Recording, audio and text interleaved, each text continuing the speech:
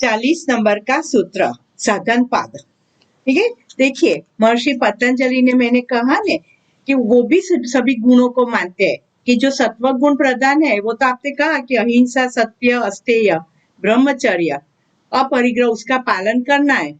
लेकिन रजोगुण वालों के लिए क्या, तो उन्होंने यह बताया कि ये पालन करेंगे तो आपको ये प्राप्ति होगी। तो कहा है ने 40 नंबर का, अहिंसा का पालन करने से वैर भावना दूर हो जाती है, कोई आपका वैरी नहीं रहता है। सत्य में प्रतिष्ठित होने से आपके जो कर्म करते हैं वो उत्तम फलदायी होते हैं।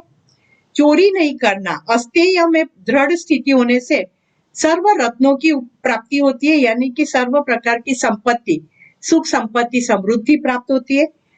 ब्रह्मचर्य में स्थिति दृढ़ होने से वीर्य लाभ यानी कि शक्तियां, आपकी हर एक प्रकार की शक्तियां बढ़ती हैं। और अपरिग्रह, इसमें स्थिति दृढ़ होने से भूत, वर्तमान और भविष्य के जीवन का बोध होता है। ये हमने वहां तक हमने देखा था। अब नियम, नियम के कौन से 5 महाव्रत है? शौच, संतोष, तप, स्वाध्याय, ईश्वर प्रणिधान। शौच यानी क्या, बोलो, आगे आ गया हमें।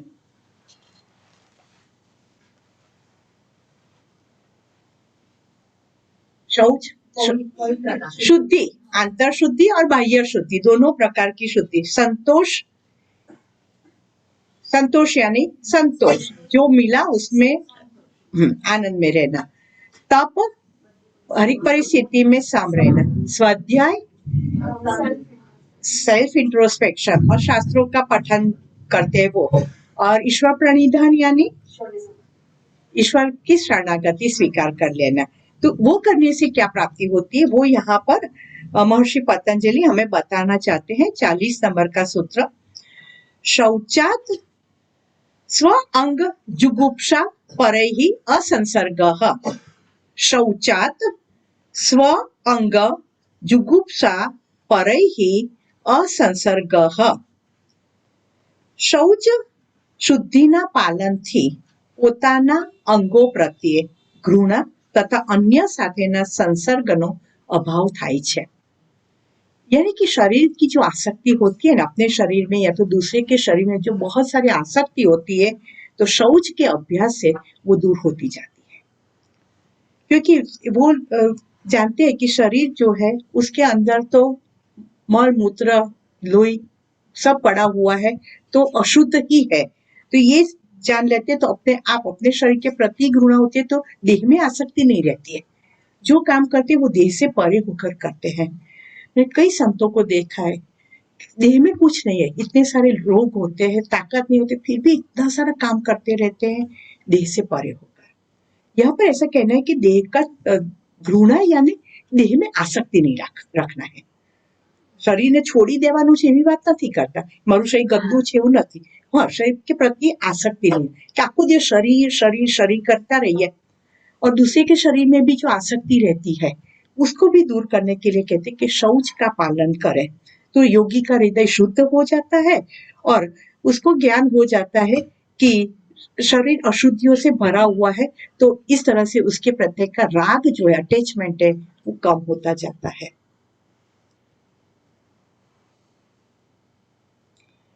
41 सत्व शुद्धि सौमनस्य एकाग्रय इंद्रिय जय आत्मदर्शन योग्यत्वानि च। सत्व शुद्धि, सौमनस्य एकाग्र इंद्रिय जय आत्मदर्शन योग्यत्वानि च। आंतरिक पवित्रता, आंतरिक पवित्रता से अंतःकरण की शुद्धि होती है, मन में प्रसन्नता होती है, चित्त की एकाग्रता और इंद्रियों पर काबू और आत्म साक्षात्कार के लिए योग्यता आ जाती है। जब शौच से आंतरिक पवित्रता, यानी कौन से षट रिपु है हमारे? षट रिपु कौन से है? वो तो भूलने ही नहीं है, वो तो बड़े दुश्मन बैठे हुए अंदर। काम, क्रोध, लोभ, मोह, मद, मत्सर, ये षट रिपु है वो अंतःकरण को अशुद्ध करते रहते हैं। तो शौच से आंतरिक शुद्धि यानी ये षट रिपु पर नियंत्रण प्राप्त लेना, इससे मन में प्रसन्नता રહેતી है ને સ્વાભાવિક છે। ઈચ્છાઓ બાકી હોય તો આપણે ખુશ હોઈએ છે, ગુસ્સો આવે તો આપણે ખુશ હોઈએ છે, અહંકાર હોય तो આપણે खुश होइए छे। एक के स्थिति में अपनी खुशी नहीं, पर जब वो शुद्धि हो जाती है तो आंतरिक प्रसन्नता प्राप्त हो जाती है। हर हाल में अलमस्त सच्चिदानंद कैवल्य केवल कुटस्थ आनंद की स्थिति प्राप्त हो जाती है। आनंदो हम आनंदम ब्रह्मानंदम। आनंद कहीं पर भी बाहर नहीं है। जैसे कहते ज्ञान कोई पुस्तक में नहीं है, आपके अंदर है। इसी तरह से आनंद भी कोई बाहर की वस्तु में नहीं है, अंदर ही है। पर कब, जब ये निकल जाएंगे तो आनंद को रहने का अवकाश मिलेगा। तो जब आंतरिक पवित्रता होती है तो अंतःकरण की शुद्धि होती है, तो मन में प्रसन्नता आती है। फिर मन प्रसन्न है तो ही आपका चित्त एकाग्र रहेगा। एकाग्रता तो एनी विक्षिप्त मन, विक्षिप्त चित्त। ગુસ્સો આવે ત્યારે આપણે કેટલા બધા વિચારો આવે છે, શું કરી નાખું, ડિપ્રેશન કેટલા વિચારો આવે છે, શું કરી, તો ચિત્ત એકાગ્ર હોય છે।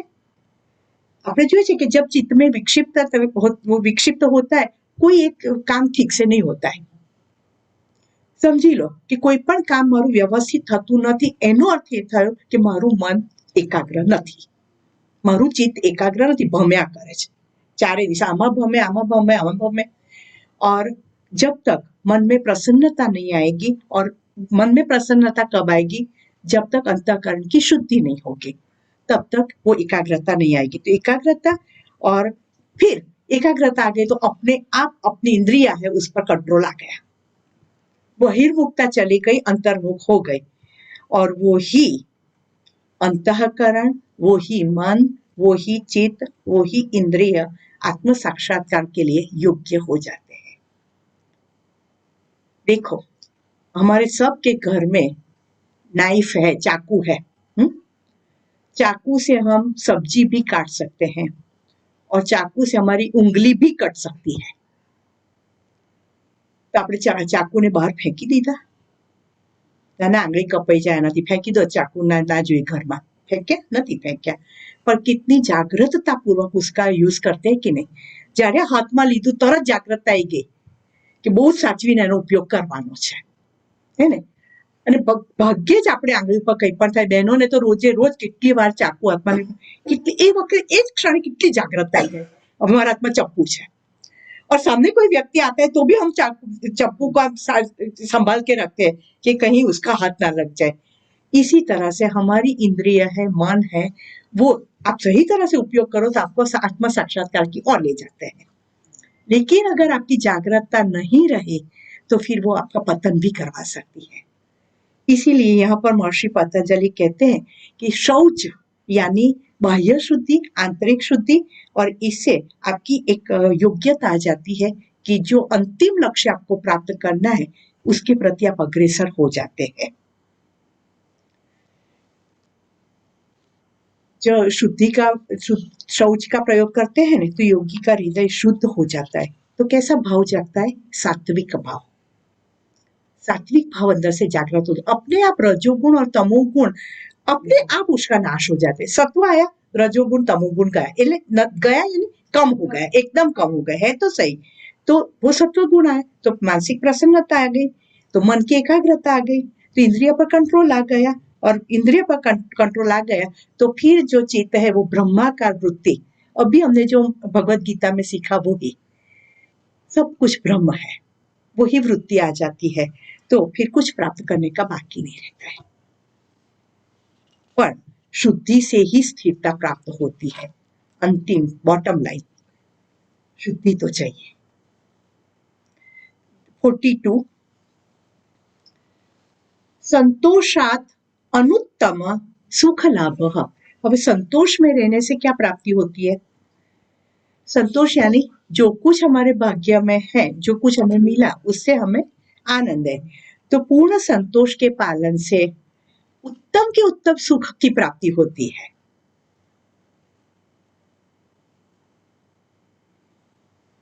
अनुत्तम सुख है उत्तम उत्तम, एनाથી આગળ કોઈ સુખ જ નથી। ऐसा इससे ज्यादा और कोई सुख हो ही नहीं सकता है। ऐसे सुख की हमें प्राप्ति हो जाती है, क्योंकि संतोष में पूर्ण स्थिरता प्राप्त करने से जो तृष्णा है, वासना है, कामना है, ઈચ્છાએ है, वो सब लुप्त हो जाती है. સંતોષ આવ્યો પછી તમે કોઈ ઈચ્છા બાકી રહે? ઈચ્છા બાકી છે તો સંતોષ છે એવું કહેવાય જ નહીં. संतोष आ गया तो कोई इच्छा बाकी नहीं, कोई वासना बाकी, कोई तृष्णा बाकी नहीं है, तो फिर वो व्यक्ति जो है वो एकदम खुश रह पाती है.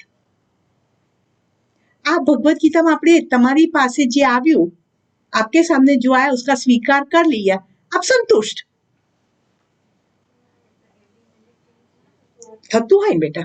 कोई भी स्थिति 24 घंटे की नहीं होती है, लेकिन कितने समय तक, ज्यादा समय तक आप इसमें रह पाते हैं, तो आपका वो स्वभाव है. पर बार बार उसमें से निकल जाते हैं तो इसका मतलब कि अभी बहुत शौच की जरूरत है ને. વારે ઘડીએ નીકળી જાય, જે આવે ઓછું જ પડે, જે આવે ઓછું જ પડે, તો એનો અર્થ કે મારા સ્વભાવમાં સંતોષ જેવું કોઈ તત્વ જ નથી. પણ हम रहते कभी कभार ऐसा हो जाता है कि थोड़ा और मिलता तो अच्छा था, तो बराबर છે કે ભાઈ રજોગુણ અત્યારે વધ્યો છે તો ઈચ્છા થાય કે 4 દાળ વડા મળ્યા તો કે એક દાળ વડું હજી મળે તો સારું. થાય, વરસાદ આવે, વાતાવરણ એવું છે તો મન થાય. બેસિકલી આપણે જે આ તમે કીધું એંગર, જેલસી, અટેચમેન્ટ, એ બધાથી આપણું મન એટલું બધું ભરી દઈએ છે સાચી કે વાત છે. મનમાં જગ્યા જ નથી રહેતી બીજું કઈ ફીલ કરવાનું. તો હા. મનને ખાલી કરવાનું તો આપણે બીજું કઈ સારી વસ્તુઓ ફીલ કરી શકીએ. સાચી વાત છે બેટા. એટલે મનને ખાલી તો થાય એવું છે નહીં, પણ પોઝિટિવિટીથી ભરી દઈએ તો પેલું નેગેટિવિટી આપોઆપ જતું રહે, હે ને. જેમ અંધારું છે તો તમે પ્રકાશ કરો તો અંધારાનો નાશ થઈ ગયો, અજ્ઞાન છે તો જ્ઞાન પ્રાપ્ત કરો તો હવે અજ્ઞાન નથી રહ્યું. એવી રીતે શૌચ આવે એટલે ઓટોમેટિક આ બધું જતું રહે, જે આપણે ષટ્રિપુઓ કયા તે. એટલે હું તમને આ જે બધા ગુણો કહું છું ને, ये सभी गुण जो है वो 24 घंटे में नहीं रह सकते हम, क्योंकि हम सत्व, रजस, तमस 3 गुणों से बने हुए. लेकिन जो गुण आपका प्रधान होगा ने, वो अवस्था में आप ज्यादा समय तक रह पाते हैं.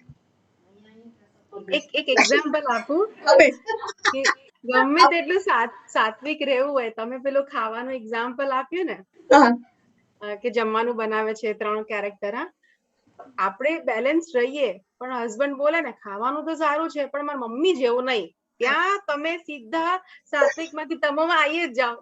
મમ્મી જોડે તો પણ પેલો જોક નથી, આપણે માનસી બાય ધ વે પેલા કે તારી રોટલી મારી મમ્મી જેવી નથી બનતી એમ, તો કે તો તમારા પપ્પા જેવો લોટ બાંધી આપો. નેક્સ્ટ ટાઈમ આવું જ કહીશ. તો એ મોમેન્ટરીલી તમે ગમે તેટલું બેલેન્સ છો પણ તમે થોડાક તો હલી જ જાઓ. એટલે તમે કીધું ને એકાદી ગુણ તો એક્ટિવ થઈ જ જાય. મને કેમ બોલી ગયો, મને કેમ નીચે લાવી દીધું, યુ નો, આ લેવલ પર રાખો ને. સાચી વાત છે બેટું, થાય પણ પછી કેટલી વારે બહાર અવાય છે. 10-15 મિનિટમાં ઓકે થઈ જાય, બહુ સરસ. તો પછી સાત્વિક ભાવ જ કહેવાય. થાય, આપણે માણસ છીએ હે ને, તો થાય તો ટચ તો થાય, પણ બહાર આવી જઈએ છીએ ધેટ ઇઝ ગુડ સાઇન કે બહાર આવતા મને આવડે છે, એના માટે પછી એને મને મનાવવા નથી આવવું પડતું કે ભૂલ થઈ ગઈ કે મેં તને મારી મમ્મી જોડે કમ્પેર કરી.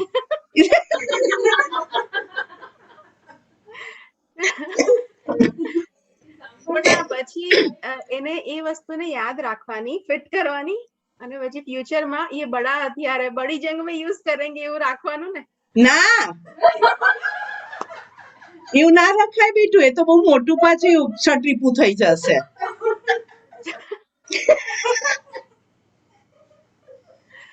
માફ, forgive and forget, forgive and forget, બરાબર.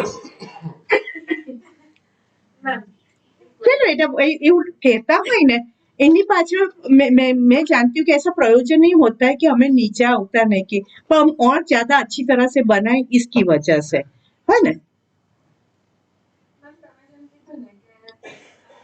સંતોષ રાખવાનો કે 4 વસ્તુ મળી છે ને, એમાં 4 વસ્તુ જોઈએ છે ને, એમાંથી 3 મળી છે તો એક નથી મળી તો ચાલશે. પણ જીવનમાં ક્યારેક પરિસ્થિતિ એવી પણ આવી જાય કે સલાહ એમ થાય કે આટલું નથી જોઈતું એના કરતા બહુ ડબલ મળી ગયું. હા, તો એ વખતે એમ થાય કે આટલું બધું નથી જોઈતું, આટલું કંઈક આટલું જ જોઈએ છે બસ, પણ આટલું આટલું બધું મળી ગયું કેટલું બધું तो वो કેવી રીતે जो ज्यादा मिला है तो उसका मतलब कि आपको लोक संग्रह के लिए यूज करना है उसका। आपकी जरूरत से ज्यादा मिला है तो अब लोक संग्रह के लिए है वो। गुरुदेव लोग कैसा करते हैं कि इतनी मेहनत करते हैं क्योंकि लोगों का कल्याण करना है। जिसके पास नहीं है उसको देना है, उसके चेहरे पर प्रसन्नता देखनी है, इसके लिए मिला है। કરતા બહુ વધારે हाँ, મળી ગયું છે तो बांटते जाओ, बांटते जाओ, बांटते जाओ। नहीं तो वो सरस कहवाय कि ऐसे जरूरत से ज्यादा मिला है, वो ख्याल आना वही बहुत बड़ी बात है।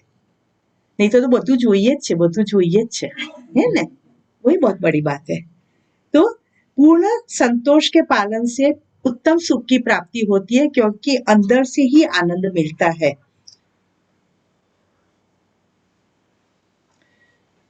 संत लोग कहते हैं कि ये दुनिया का जो सुख है न, तो वो सुख संतोष के सुख के आगे एक अंश जैसा भी नहीं है। जिसने संतोष का अनुभव किया है उसको ही मालूम होगा कि सुख क्या है। એટલે આપણામાં કહેવત છે संतोषी नर सदा सुखी। और कहते हैं कि संतोष नहीं है इसीलिए परमात्मा हमें पूछे कि चलो क्या चाहिए, तो भी हम सोच में पड़ जाएंगे। અને તમે ખબર છે ને પેલા માગવાનું તો વાણિયાએ માગવાનું હતું કે 7 माल की हवेली, उसमें सोने का झूला और उसमें मेरी 7वीं पेढ़ी को मैं गोद में लेकर खेलता हूँ, तो બધું માગી લીધું એને, હે ને? તો એ છે કે પણ બુદ્ધિ જોઈએ એવી પણ। તો સંતોષ જો છે તો પણ સંતોષ નહીં થયો હોય કે 7 જ પેઢી માગી પછી શું? એ તો નચિકેતા પછી જે કઠોપનિષદની મેં વાત કરી હતી, નચિકેતાને માગવાનું કહ્યું તો મને કે આત્મજ્ઞાન આપો, આ બધું તો નાશવંત છે, બધું જ છે, મૃત્યુનું જ્ઞાન આપો મને કે મૃત્યુ શું છે, બાકી આ બધું તમે આપો પણ એ બધું ખલાસ થવાનું જ છે। એટલે ચાલ તમે જ્યારે કરી ને કે એક સંત આગળની 70 પેઢીઓને તારે છે, ત્યારે મારા માઇન્ડમાં આજે મને ઇમિડિયેટલી થોટ વાક્ય આવ્યું હતું કે એ વાણિયાવાળી તમે જે વાત કરી ને, મેં કીધું એને એમ માગ્યું હોય કે તમે મને સંત બનાવી, હું બની શકું એટલી તમે મને શક્તિ આપો। હું એની 70 કે તો પેઢીઓ 7ની બદલે 70 10 તો ગણી થઈ ગયો। પણ એ તો હા, એ તો પણ જેની સાધના ના કરી હોય તો વિચાર આવે જ નહીં ને, વિચાર જ ના આવે।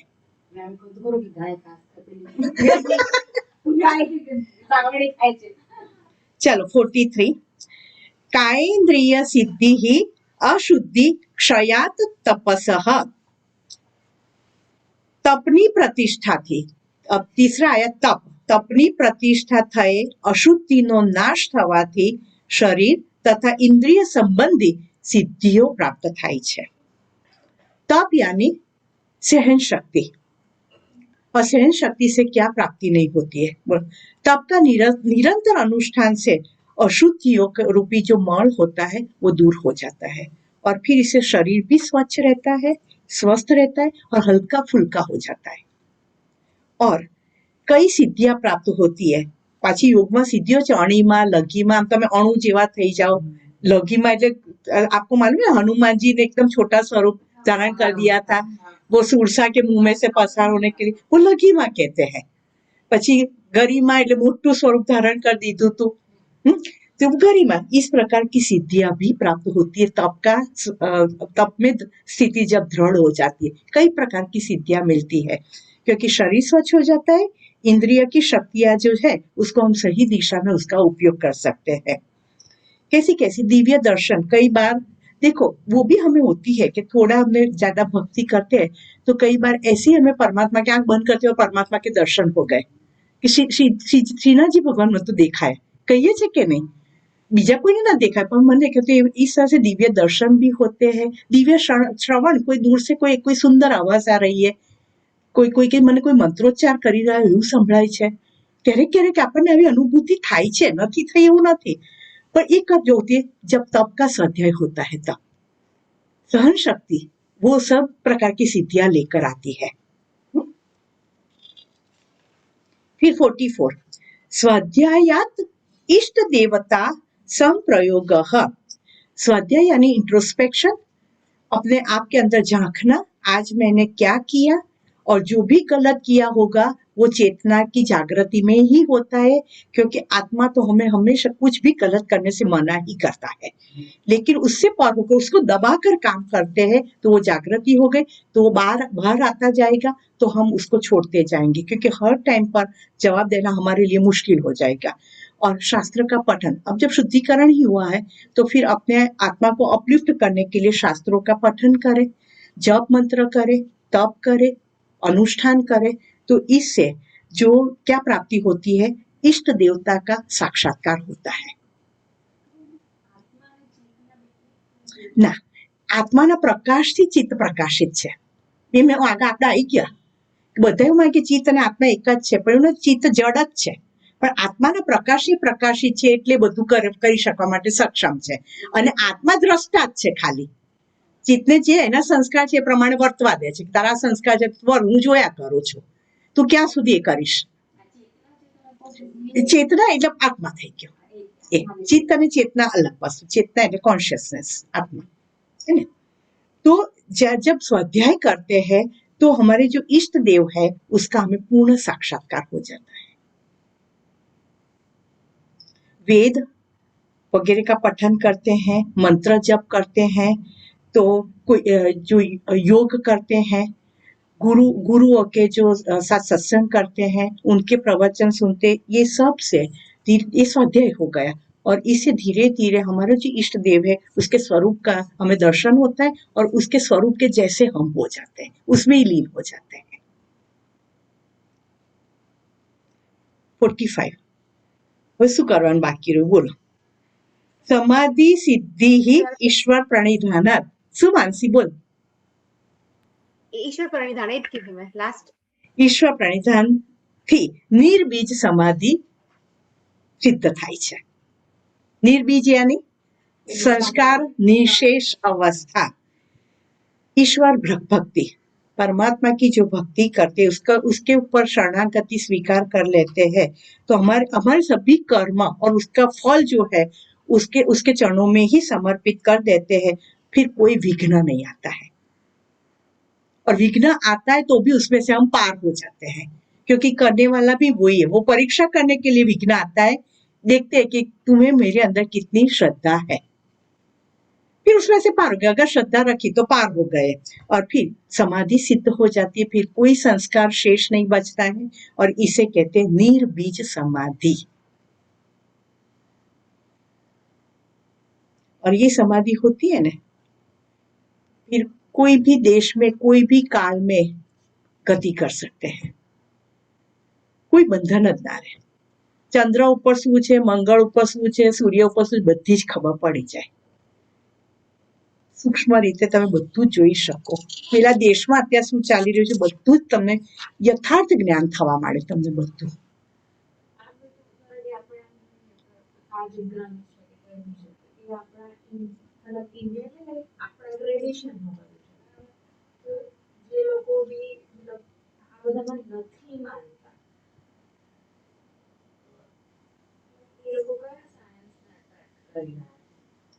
જે નથી માનતા ને બેટા, એટલે એ લોકો પોતે અત્યારે આ સંસારી સુખ ભોગવા માટે જ આવેલા છે, ભોગવતા ભોગવતા પાછા આવશે જ આમાં। કારણ કે હજારો જન્મો છે, જેને ઓલ્ડ સોલ હોય ને, કે જેને આ બધું પૂર્વમાં કર્યું છે, એ લોકોના ભાગ્યમાં જ આ બધું છે। આપણે બધા ઓલ્ડ સોલ્સ છે કે જેને બધું ભોગવી લીધું, ખબર પડી ગઈ છે, એમાં આનંદ નથી, એટલે આ તરફ વળ્યા છીએ અને ધીરે ધીરે આગળ વધી રહ્યા છે। પેલા લોકોને હજી બહુ વાર છે, હજી લોકોને હજી ખબર જ નથી પડી કે હું શેના માટે આવ્યો છું આ જગતમાં, એટલે એમાં ને એમાં જ ફસાયેલા છે।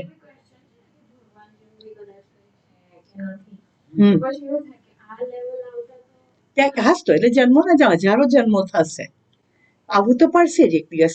દરેક સોલ છે પ્રગતિ તરફ જ છે, એટલે પેલું અમીબામાંથી પેલું એ થયા ને એમ પછી આપણા મનુષ્ય મળે, એવી રીતે અંદરનું તત્વ પણ એવું જ હોય કે સાવ ક્ષુલ્લક હોય, એમાં થોડું થોડું અપલિફ્ટ થયા કરે, અને એક વખત એવું થાય કે પછી સાક્ષાત્કાર થાય। કેટલા જન્મો લેવા પડશે એ જાણે, ભળી જ ગયા પછી પાછા એક વખત છૂટા પડીશું।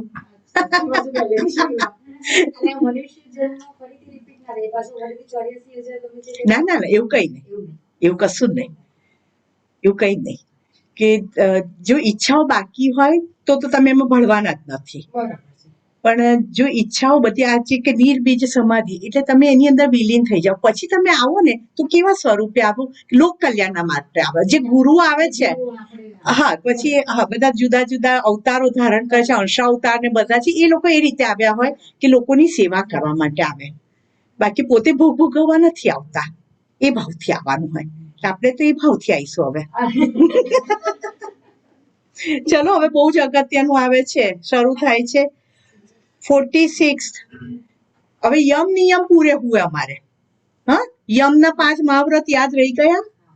सची, अहिंसा, सत्य, अस्तेय, ब्रह्मचर्य, अपरिग्रह, ये यम के 5 आचार व्रत है. नियम के 5 आचार व्रत शौच, संतोष, तप, स्वाध्याय, ईश्वर प्रणिधान, ये 5 नियम. बराबर. इसका पालन करने के बाद महर्षि पतंजलि ने आसन के बारे में बताया है. तो आसन क्या है? स्थिर सुखम आसनम. તમે આસનની વ્યાખ્યા જાણો. સ્થિરતા અને સુખપૂર્વકની શારીરિક સ્થિતિને आसन કહે છે. जो स्थिति में आप अच्छी तरह से बैठ सकते हैं, स्थिरता से बैठ सकते हैं और उसमें आपको कोई कष्ट नहीं पड़ता है, सुख की अनुभूति होती है कि बराबर है, तो उसे आसन कहते हैं. एमने महर्षि पतंजलि ने इतने सारे आसन नहीं बताए हैं जो हम आसन करते, एडवांस आसन करते, ये आसन करते, वो नहीं कहा है. उन्होंने कहा जिसमें आप अच्छी तरह से स्थिरता से बैठ सके और सुखपूर्वक की स्थिति हो, तमें हलवानु मन ना થાય. और उन्होंने सुखासन की ही बात की है. सुखासन पलाठी वाली ने बैसी गया, बस जो परिस्थिति स्थिरता से, यानी कि हलक डोलक थया वगैरह, आम थे ऐसा नहीं, कोई भी हलन चलन किए बिना, कोई भी मुश्किली के बिना लंबे समय तक आप बैठ सकते हैं, वो आसन है. आसन की व्याख्या है. हठ योग में कई आसन बताए गए जो हम सीख रहे हैं, लेकिन यहाँ तो लंबे समय तक सुखपूर्वक बैठ सके ऐसे सुखासन की ही बात की है. समझा तमें? એટલે कोई आसन नहीं होता है तो दुखी मत होना, धीरे धीरे होगा. पर जो भी एक आसन तो आपका सिद्ध होना चाहिए. ये आसन में बैठती हूँ तो मैं लंबे समय तक बैठ सकती हूँ, है ना? एक आसन तो सिद्ध होना चाहिए. और जो आसन में जाते हैं उसमें आप लंबे समय तक रहने की कोशिश करना है ना सोना? हाँ, आप गयान पड़ी गया नहीं, थोड़ी क्षणों के लिए 1 मिनट 2 मिनट जितना बोलते हैं उतना रह सकते हैं, तो वो आसन आपका सिद्ध हो गया, ऐसा कह सकते हैं. गयान पड़ी गया तो પછી એ સિદ્ધ જ નથી થયું. तो उसके जो बेनिफिट मिलने, चाहे फिजिकल बेनिफिट हो, मेंटल बेनिफिट हो, कुछ नहीं मिलता है. संतोष होता है कि चलो मैंने कर लिया, पर उसके बेनिफिट्स लेने हैं तो उसमें स्थिर रहना पड़ेगा. तो शरीर को तैयार, और आसन किसके लिए? जो आगे हमें साधना करनी है ना, उसके लिए शरीर को तैयार करना पड़ता है. शरीर में ही चंचलता है, शरीर में ही रोग है, शरीर में ही स्थिरता नहीं है, तो आगे के अंग है वो हम कैसे उसका पालन कर पाएंगे? तो स्थिर सुखम आसनम. बोलो आसनની વ્યાખ્યા શું? स्थिर सुखम आसन, जिसमें स्थिरता से सुखपूर्वक लंबे समय तक बैठ सके उसे आसन कहते हैं. એટલે દુખી ના થતા. કોઈ આસન નથી થતું તો થશે, પણ એક આસન તો તમારું એવું હોવું જોઈએ કે ચલો वज्रासन में मैं लंबे समय तक बैठ सकती हूँ, सुखासन में मैं बैठ सकती हूँ, पद्मासन में मैं बैठ सकती हूँ. बराबर कि चलो आप मुझे को एक माला महामृत्युंजय मंत्र की मुझे वज्रासन में बैठकर करनी है तो मैं कर लेती हूँ. तब मेरा आसन में ध्यान नहीं जाता कि मारे पग हलावવો પડશે, મારે ઊભા થવું પડશે, હવે મારે પલાઠી વાળવી પડશે, એવું મનમાં ના થવું જોઈએ. 10, 15, 20 मिनट तक आप एक आसन में बैठ सकते, तो वो आसन सिद्ध हुआ है आपका. आगे कहते जो 47 में प्रयत्न शैथिल्य अनंत समापत्तिभ्याम.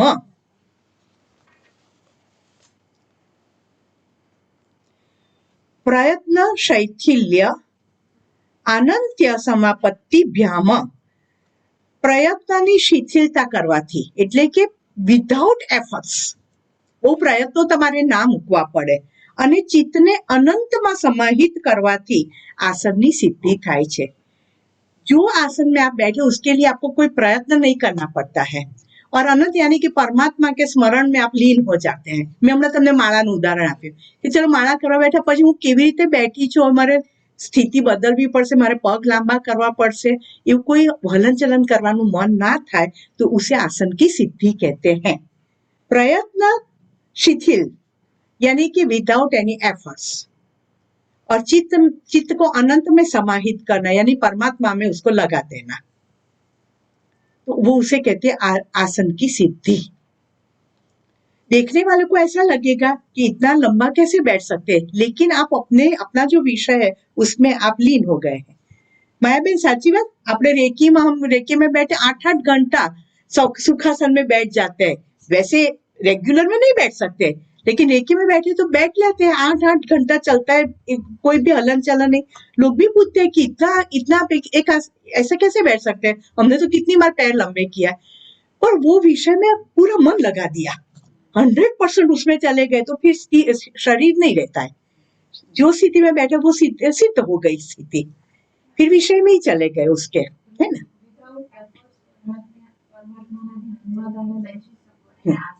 સિદ્ધિ કહેવાય.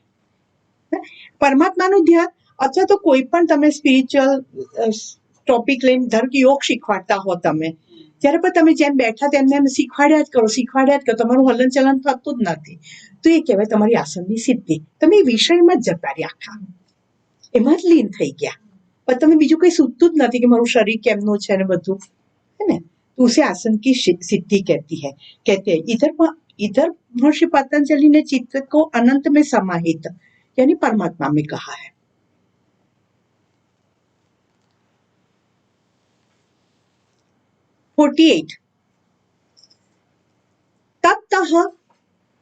ततः द्वंद्व अनअभिघातः. આસન સિદ્ધ થતા દ્વંદ્વનો આઘાત થતો નથી. ख्याल आया.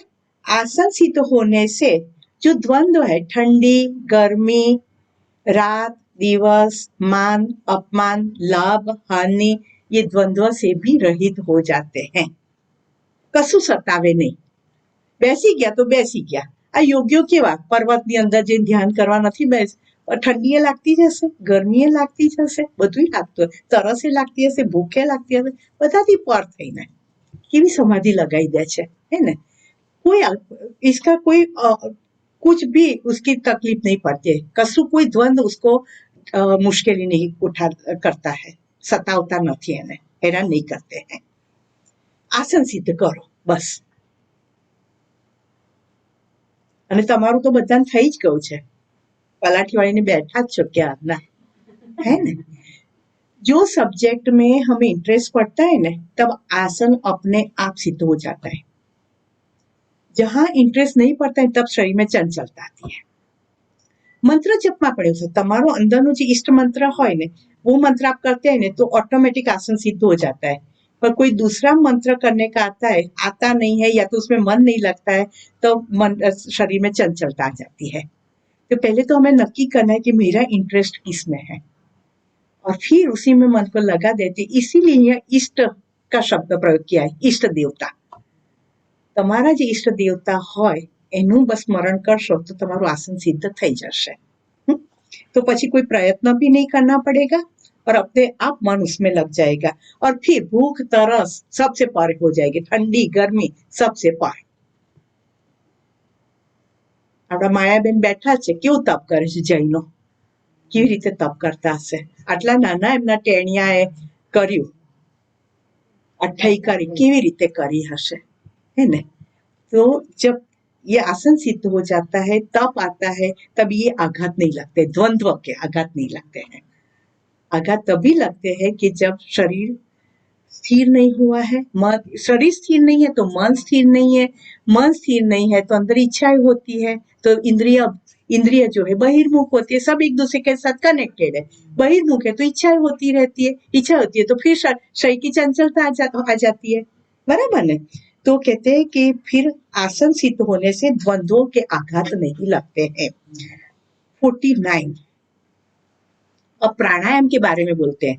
आसन के लिए उन्होंने हमें 3 सूत्र दिए हैं। स्थिर सुखम आसन, प्रयत्न शैथिल्य आनंद समापत्तिभ्याम ततः द्वंद्व अनभिघातः।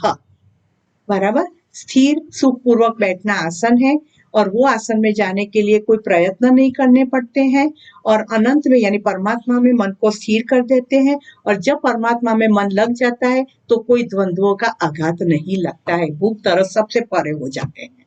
ठीक है। अब प्राणायाम के बारे में महर्षि पतंजलि कहते हैं, तस्मिन् सति श्वास प्रश्वासयोः गति विच्छेदः प्राणायाम। प्राणायाम की व्याख्या पण તમે समझो। आसन के स्थिर होने के बाद श्वास और उच्छ्वास की गति को नियंत्रित करना वो प्राणायाम है। समझे? श्वास यानी वायु अंदर लेवो, वायु बाहर का वायु को नासिका के अंदर लेना। उच्छ्वास यानी अंदर का जो वायु है उसको नासिका के द्वारा बाहर निकालना, इसे कहते हैं श्वास प्रश्वास। इसके पर नियंत्रण, अपनी इच्छा के अनुसार श्वास को अंदर लेना, अपनी इच्छा के अनुसार श्वास को बाहर निकालना, इसे कहते हैं प्राणायाम। दोनों साइड की गति को नियंत्रित करना। મારી ઈચ્છાથી શ્વાસ અંદર આવવો જોઈએ, હું રોકી શકું એટલો શ્વાસ રોકાવો જોઈએ, મારી ઈચ્છાથી તે બહાર જવો જોઈએ, એની જાતે નહીં। આયો કેમનો આયો ને કેમનો ગયો ખબર જ ના પડી, श्वास એવું नहीं। प्राणायाम यानी अपनी इच्छा से श्वास की गति को रोकना, नियंत्रित करना, इसे प्राणायाम कहते हैं। जागृतता अपने नहीं, इसीलिए कहते हैं ना कि जो एक दीर्घ श्वास लें, जब भी आपको आसन सोना शुरू कराते हैं तब कहते हैं एक दीर्घ श्वास अंदर ले, श्वास को छोड़े, अब आसन में आए, એટલે તમે જાગૃત થઈ ગયા કે હવે મારે આસન કરવાનું છે, है ना। जैसे एक कोई व्यक्ति दुखी होती है तब भी हम कहते हैं कि चल ऊंडा श्वास ले, ऊंडा श्वास ले, और तरत ही सम थवा માંડે છે, क्योंकि जब फिजिकल या मेंटल स्थिति अच्छी नहीं होती है तब हमारा श्वास पर कोई नियंत्रण नहीं होता है। बहुत शॉर्ट इरेग्युलर लयबद्ध श्वास नहीं होते हैं तो मन की स्थिति और बिगड़ती जाती है। पर जैसे दीर्घ श्वास लेने शुरू किए, प्राण की मात्रा अंदर ज्यादा है, व्यक्ति सम होना शुरू हो गई। तो जो प्राणायाम जानता है वो व्यक्ति हमेशा सम रहता है, कोई भी परिस्थिति में समता है। प्राण तत्व उससे ज्यादा मिलता है। ठीक है ना। तो यहाँ पर देख लो, आसन के स्थिर होने के बाद श्वास और उच्छ्वास की गति को नियंत्रित करना, उसे प्राणायाम कहते हैं। बराबर। सिंपल व्याख्या दी है। આપણે બધું બહુ એડવાન્સ શીખી રહ્યા છે। મહર્ષિ પતંજલિ તો બિચાર બહુ સહેલું સહેલું શીખવાડ્યું છે। બેસાડી શ્વાસ લો।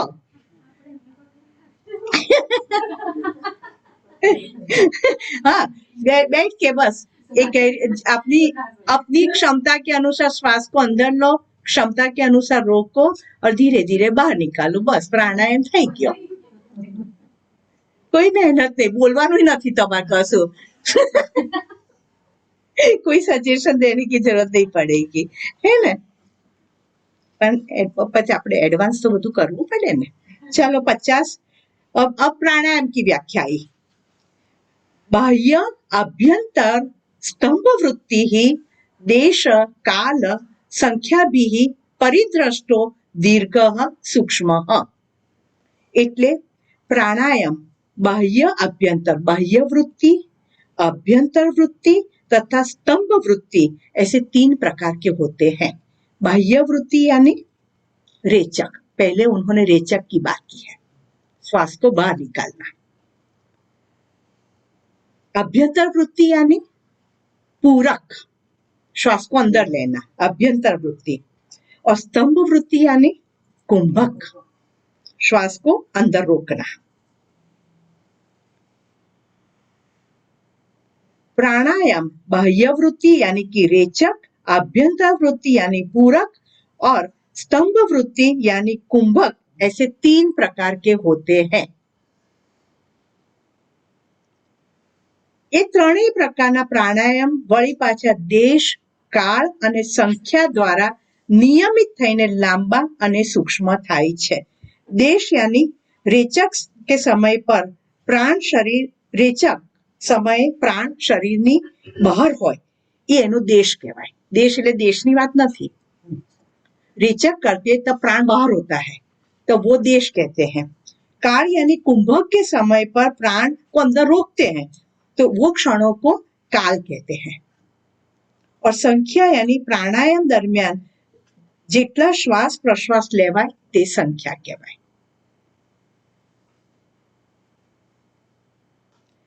इस तरह से जो प्राणायाम करते हैं देश એટલે એક્ઝેલ, एक्सेल કાળ रेचक એટલે hold. हाँ काल એટલે होल्डिंग અને संख्या यानी कितनी बार लेते हैं. एक प्राणायाम जब प्राणायाम करते हैं तब कितने श्वास प्रश्वास लेते हैं उसे संख्या कहते हैं. ना बाह्य वृत्ति यानी रेचक, श्वास को बाहर निकालना. फिर से मैं कहती हूँ बाह्य वृत्ति यानी एक्सेल, रेचक श्वास को बाहर निकालना. अभ्यंतर वृत्ति यानी श्वास को अंदर लेना यानी पूरक. और स्तंभ वृत्ति यानी कुंभक श्वास को अंदर रोकना. ये ख्याल आ गया बाह्य अभ्यंतर और स्तंभ. अब देश काल और संख्या.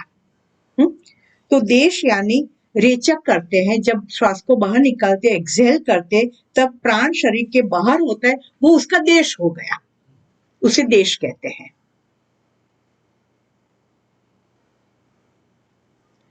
बाहर निकाला, श्वास बाहर निकल गया. अब आप जब तक श्वास नहीं लेते तब तक वो श्वास का देश हो गया.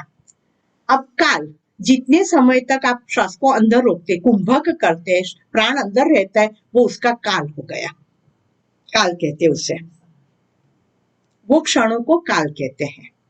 और संख्या प्राणायाम दरमियान જેટલા શ્વાસ પ્રશ્વાસ લેવાય એ એની સંખ્યા થઈ. आप प्राणायाम करते तो कितनी बार आप करते हैं तो वो उसकी संख्या हो गई.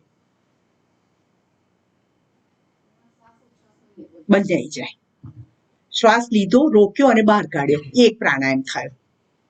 तो कितनी बार आपने किया वो उसकी संख्या हो गई. देश, काल और संख्या.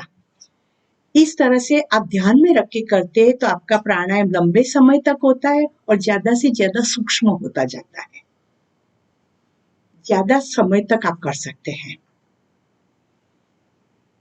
ख्याल આવી ગયો? देश કોને કહેવાય? झलक. રેચક સમયે જ્યારે પ્રાણ બહાર જાય તે ક્ષણોને દેશ કહેવાય. એ ક્ષણોને હા. માનસી, કાળ કોને કહેવાય? જે આપણે હોલ્ડ કરી રાખીએ ને એને કાળ કહેવાય. हाँ, जितने समय तक प्राण अंदर होल्ड किया है वो क्षण जो है उसको काल कहते हैं. અને સચી સંખ્યા કોને કહેવાય?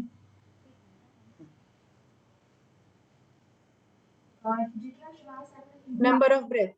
हाँ, श्वास और प्रश्वास दोनों.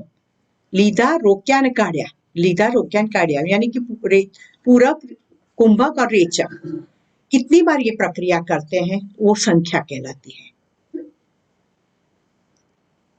क्लियर? એટલે આનો મતલબ એવો થયો કે આ ત્રણ વૃત્તિઓ જે કરીએ એક્સેલ, ઇન્હેલ અને હોલ્ડ એનાથી દેશ કાળ અને સંખ્યા જે છે એ લાંબુ અને સૂક્ષ્મ થાય છે. हाँ, परफेक्ट. Okay okay. तो उसके बेनिफिट ज्यादा मिलते हैं प्राणायाम के. 51 बाह्य अभ्यंतर विषय आक्षेपी चतुर्थः. बाह्य अभ्यंतर विषय आक्षेपी चतुर्थः રેચક અને પૂરક એ બંનેનો ત્યાગ થવાથી આપોઆપ થતો કેવળ કુંભક એ ચોથો પ્રાણાયામ છે. તમે કહો છો ને બાહ્ય કુંભક, इसकी यहाँ पर उन्होंने बात की वो अपने आप होता है कि रेचक और पूरक दोनों का त्याग कर दिया. તમે શ્વાસ છોડતા પણ નથી, લેતા પણ નથી. जो क्षण आती है वो केवल कुंभक कहते हैं यानी कि बाह्य कुंभक की स्थिति आ जाती है. इसे चौथे प्रकार का प्राणायाम कहते हैं. ये करवानी क्रिया नहीं, समझी लो. वो अपने आप हो जाता है, अपने आप सिद्ध हो जाता है केवल कुंभक. और योगी लोग जो होते हैं वो केवल कुंभक की स्थिति में बहुत रहते हैं, 12 प्राण. रेचक, पूरक और कुंभक वो तो प्राणायाम का स्वरूप है, पर इसके अलावा एक चौथा भी प्राणायाम है और उसे कहते हैं स्तंभन वृत्ति। कुंभक आंतर कुंभक है उसे स्तंभ वृत्ति कहते हैं, बाह्य कुंभक है उसे स्तंभन वृत्ति कहते हैं। બહાર જ છોડી દીધો, બહાર જ સ્તંભન કરી દીધું એનું। और पूरक और रेचक का अतिक्रमण करके ये केवल कुंभक सिद्ध होता है। એટલે તો બહુ ડિફિકલ્ટ છે, બહુ જ તમારે શ્વાસ રેચક કરી કાઢ્યો, હવે લેવાનો નથી શ્વાસ, બહાર જ રોકી રાખ્યો।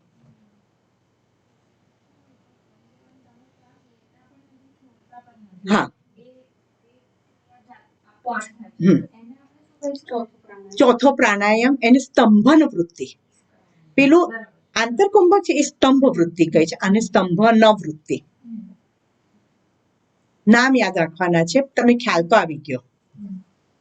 બાહ્ય કુંભક આપણે સામાન્ય રીતે બાહ્ય કુંભક કહે, અને इधर महर्षि पतंजलि ने उससे केवल कुंभक भी कहा है, केवल कुंभक।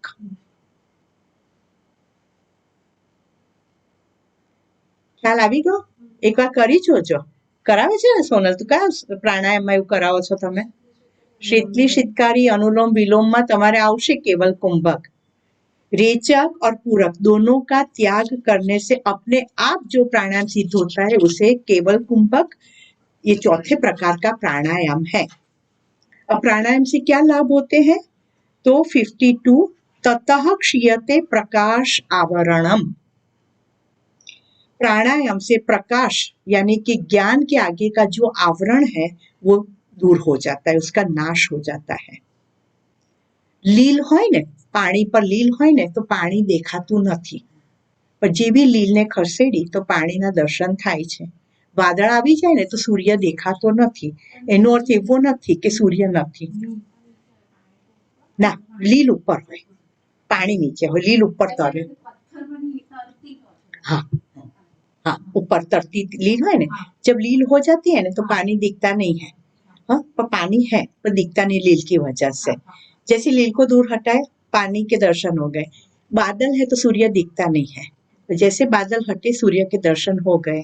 इसी तरह से हमारे अंदर जो अज्ञान रूपी अंधेरा है उसको हटाने के लिए प्राणायाम बेस्ट है। उससे ये जो हमारा ज्ञान है, अंधेरा है, ज्ञान के आगे जो अंधेरा आ गया है वो आवरण को दूर कर देता है और प्रकाशित कर देता है अंतरात्मा को। हमारे अंदर जो विवेक ज्ञान रूपी प्रकाश है वो तमस और रजस की वजह से, अविद्या और क्लेश की वजह से वो ढका हुआ है। प्राणायाम के अभ्यास से वो आवरण क्षीण होते जाते, रजोगुण तमोगुण वो आवरण क्षीण होते जाते, अविद्या रूपी क्लेश है वो क्षीण होते जाते हैं और प्रकाश का दर्शन होता है, ज्ञान अंदर से स्फुरण होता है। इसीलिए कहा है कि प्राणायाम से श्रेष्ठ कोई तप नहीं है। इससे सभी प्रकार के जो गंदगी है, मल जिसे कहते हैं, वो दूर हो जाता है और प्रकाश अपने आप प्रकट हो जाता है, सत्व गुण अपने आप प्रकट हो जाता है। विवेक रूपी ज्ञान, विवेक ख्याति आगे शब्द आया था ने, वो अपने आप प्रकट हो जाता है। प्राणायाम करो।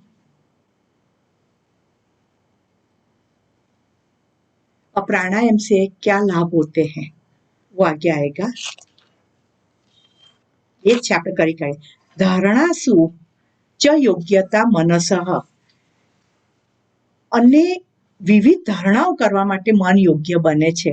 प्राणायाम के अभ्यास से मन स्थिर होता है, क्योंकि इंद्रिया जो है वो नियंत्रित होती है, अंतर्मुख हो जाती है, इससे मन स्थिर हो जाता है। और मन का स्थिर होना यानी धारणा, कोई एक वस्तु में आप मन को केंद्रित कर सकते हैं। धारणा सु च योग्यता मनसः, प्राणायाम थी थाय। प्राणायाम से मन स्थिर होता है। मन क्यों स्थिर होता है? इसके आगे आता है प्रत्याहार। प्राणायाम के बाद आता है प्रत्याहार। प्रत्याहार यानी इंद्रियों का नियंत्रण। इंद्रिय अंतर्मुख हो गए, इससे मन स्थिर हो गया, मन स्थिर हो गया तो मन केंद्रित हो गया जो लक्ष्य है उसके प्रति, तो धारणा शक्य हो जाती है।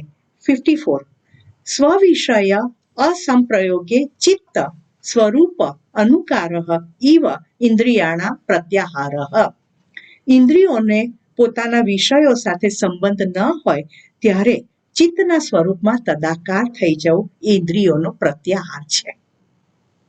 प्रत्याहार का अर्थ क्या होता है मानो? पीछे हटना, पीछे हटना।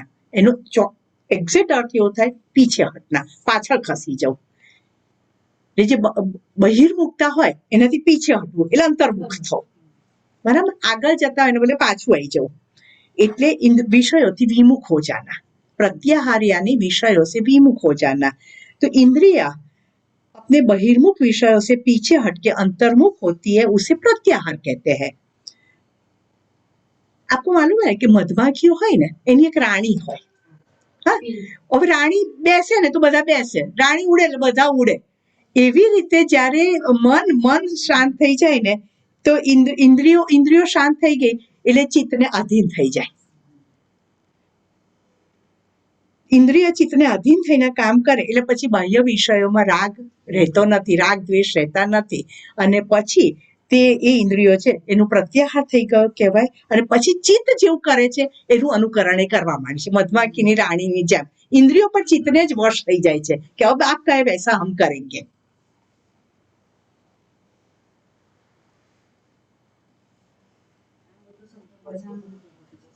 એવું છે પણ એકબીજા ઉપર બધું નિર્ભર જ કરે છે। जैसे प्रत्याहार चित्त जब बाह्य विषयों में राग दिखाता है तब उसको ग्रहण करता है, बराबर? એટલે इंद्रियों दौड़ावे। पर जब चित्त परम तत्व में विलीन हो जाता है तब इंद्रिय अंतर्मुख हो जाती है और फिर उसके अनुसरण करते हुए इंद्रिया भी उसको जो चित्त कहते हैं उसके अनुसार ही वो अनुसरण करती है। पाछू બધું આવ્યું હવે चित्त ऊपर ढोળી કાઢ્યું। चित्त में कैसे संस्कार है? चित्त के जैसे संस्कार इस तरह से इंद्रिय ये કે છે મધમાખીની રાણી એ ક્યાં બેસવાનું કે છે એ પ્રમાણે ઇન્દ્રિયો તો જઈને બેસે છે, પણ જેવું ચિત્તનું શુદ્ધિકરણ થાય છે તો ઇન્દ્રિય પણ પાછી શુદ્ધ થઈ જાય છે અને એનું અનુકરણ કરીને એ તરફ લાગી જાય છે। તો ઇન્દ્રિયોને પોતાના વિષયો સાથે સંબંધ ના હોય ત્યારે ચિત્તના સ્વરૂપમાં તદાકાર થઈ જાય એ ઇન્દ્રિયોનો પ્રત્યાહાર છે। ટૂંકમાં તમને કોઈ ઇન્દ્રિયો જ્યારે અંતર્મુખ થઈ જાય અને એની શક્તિઓ ભેગી થઈ જાય અને મન શાંત થઈ જાય અને પછી તે પોતાના સાચા દિશામાં પોતાના લક્ષ્ય તરફ ચિત્ત જાય તો એને કહેવાય પ્રત્યાહાર। ખાલી અંદર બેસી ન જવાનું પણ પછી સાચો રસ્તો પકડવાનો છે।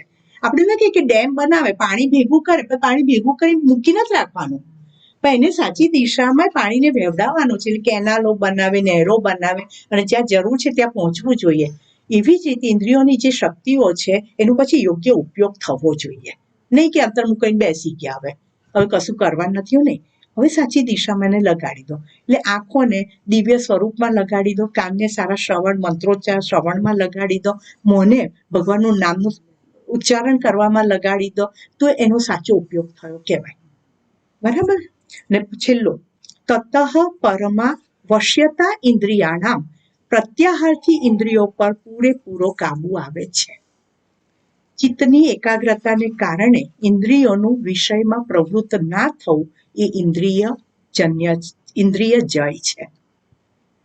कोई भी विषय में इंद्रिय अभी लिप्त नहीं होती है तो वो चित्त की एकाग्रता सिद्ध करने में मददरूप हो सकती है। जब इंद्रिय नियंत्रित हो जाती है ना फिर चित्त के लिए जो कोई भी समाधि सिद्ध करना बहुत आसान हो जाता है।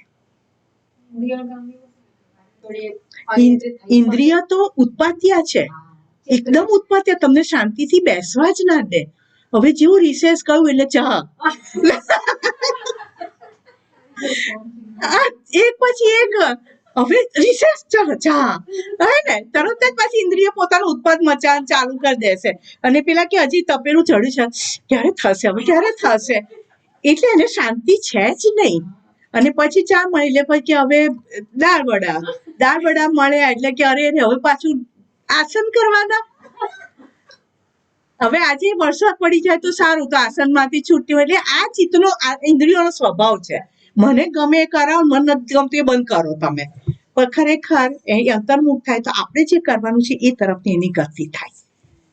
बराबर है। એટલે કે છે ततः परमा वश्यता इंद्रियाणाम, प्रत्यार्थी इंद्रिय पर अपना काबू आता है, फिर चित्त एकाग्र हो जाता है और कोई भी प्रकार की समाधि सिद्ध करने में वो सहायक हो जाता है। साधनों मળી ગયા, હવે विभूति पाद આવશે કાલે। तीसरे पाद में हम जाएंगे। શું આમાં શીખ્યા આપણે? અષ્ટાંગ યોગમાં યમ શીખ્યા, નિયમ શીખ્યા, આસન શીખ્યા, પ્રાણાયામ શીખ્યા અને પ્રત્યાહાર।